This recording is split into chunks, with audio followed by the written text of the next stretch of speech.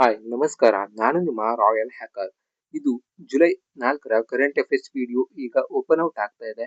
ಇದರ PDF link ಅನ್ನು ನಾನು ಕಮೆಂಟ್ ಬಾಕ್ಸ್ ನಲ್ಲಿ ಅಪ್ಲೋಡ್ ಮಾಡಿರ್ತೇನೆ. ಆದಷ್ಟು ಆ PDF ಅನ್ನು ಓದೋ ರೂಢಿನ ಮಾಡ್ಕೊಳ್ಳಿ. ಯಾಕಂದ್ರೆ ಅದರಿಂದ ನಿಮ್ಮ ಕರೆಂಟ್ ಅಫೇರ್ಸ್ ನಾಲೆಜ್ ತುಂಬಾನೇ ಇಂಪ್ರೂವ್ ಆಗುತ್ತೆ.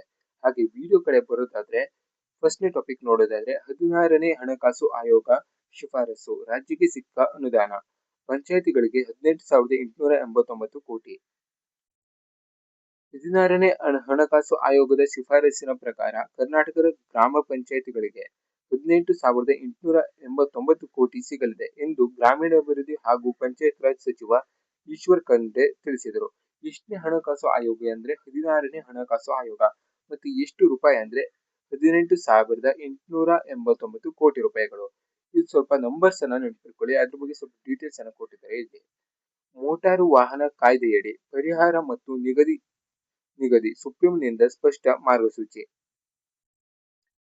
ಮೋಟಾರ್ ವಾಹನ ಅಪಘಾತ ಪ್ರಕರಣಗಳಲ್ಲಿ ಪರಿಹಾರ ನೀಡುವ ಪ್ರಕ್ರಿಯೆ ಸುಗಮಗೊಳಿಸಲು ಮಹತ್ವದ ತೀರ್ಪು ನೀಡಿರುವ ಸುಪ್ರೀಂ ಕೋರ್ಟ್, ಮೃತ ಅಥವಾ ಗಾಯಗೊಂಡವರ ಆದಾಯವನ್ನು ನಿರ್ಣಯಿಸಲು ಸ್ಪಷ್ಟ ಮಾರ್ಗಸೂಚಿ ರೂಪಿಸಿದೆ. ವೇತನ ಪಡೆಯುವ ವ್ಯಕ್ತಿಗಳ ವಾರ್ಷಿಕ ಆದಾಯವನ್ನು ನಿರ್ಧರಿಸಲು ಹಿಂದಿನ ವರ್ಷದ ಆದಾಯ ತೆರಿಗೆ ವಿವರ ITR ಮಾತ್ರ ಸಾಕಾಗುತ್ತದೆ. ಆದರೆ ಸ್ವಯಂ ಉದ್ಯೋಗಿಗಳು ಮತ್ತು ಉದ್ಯಮಿಗಳ ವಿಚಾರದಲ್ಲಿ ಹಿಂದಿನ 3 ವರ್ಷಗಳವರೆಗೆ ITR ಆಧಾರದ ಮೇಲೆ ಸರಾಸರಿ ಆದಾಯವನ್ನು ಮಾನದಂಡವಾಗಿ ಪರಿಗಣಿಸಬೇಕು ಎಂದು ಸುಪ್ರೀಂ ಕೋರ್ಟ್ ಹೇಳಿದೆ. ಇದು ಸ್ವಲ್ಪ ನೆನಪಿಟ್ಕೊಳ್ಳಿ.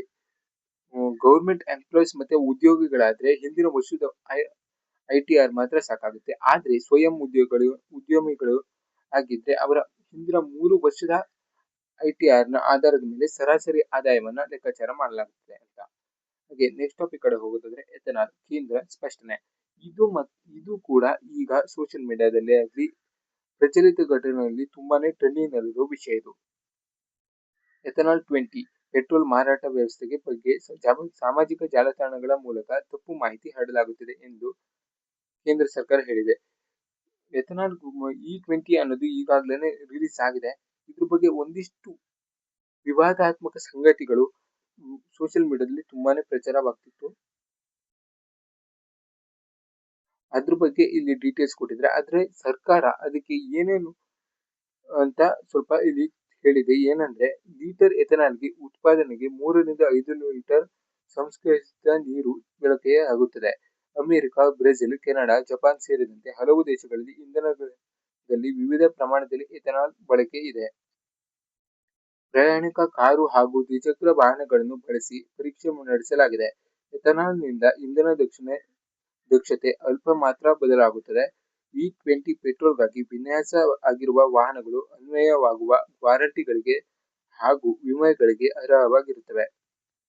E20 ಇಂಧನ ಯೋಜನೆಯು ಪ್ರಯೋಗ ಮಾತ್ರ ಎಂದು ಸುಪ್ರೀಂ ಕೋರ್ಟ್ನಲ್ಲಿ ಸರ್ಕಾರ ಹೇಳಿದೆ ಎಂಬುದು ತಪ್ಪು.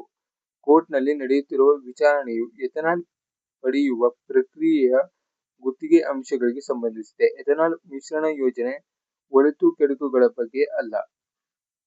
ಸ್ವಲ್ಪ ನೋಡಿಟ್ಕೊಳ್ಳಿ. ಎಥೆನಾಲ್ ಬಗ್ಗೆ ಈಗಾಗಲೇ ತುಂಬಾ ಸೋಷಿಯಲ್ ಮೀಡಿಯಾದಲ್ಲಿ ಹೆಚ್ಚಿನ ಕಂಟೆಂಟ್ಗಳು ಬರ್ತಾ ಇರ್ತವೆ.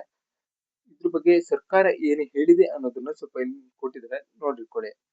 ಹಾಗೆ ಮತ್ತೊಂದು ಟಾಪಿಕ್ ಕಡೆ ಹೋಗೋದಾದ್ರೆ 3 ಚೀನಾ ಆಪ್ ತೆಗೆಯಲು ಸೂಚನೆ. ಚೀನಾ ಬ್ಯಾಟರಿ ಚಾಲಿತ ವಾಹನಗಳನ್ನು ನಿಷ್ಕ್ರಿಯಗೊಳಿಸಲು ದುರ್ಬಳಕೆ ಮಾಡಲಾಗುತ್ತಿದ್ದ ಚೀನಾದ 3 ಆಪ್ಗಳನ್ನು ತೆಗೆಯುವಂತೆ ವಿವಿಧ ವೇದಿಕೆಗಳಿಗೆ ಕೇಂದ್ರ ಸರ್ಕಾರ ಸೂಚಿಸಿದೆ ಎಂದು ಮೂಲಗಳು ಶುಕ್ರವಾರ ತಿಳಿಸಿವೆ.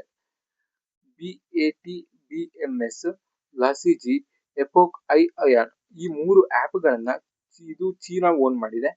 ಅದರ ಆದಿಷ್ಟು ಆಪ್ಗಳನ್ನ ಈಗ ತೆಗಿಬೇಕು ಅಂತ ಸೂಚನೆಯನ್ನು ನೀಡಿದೆ.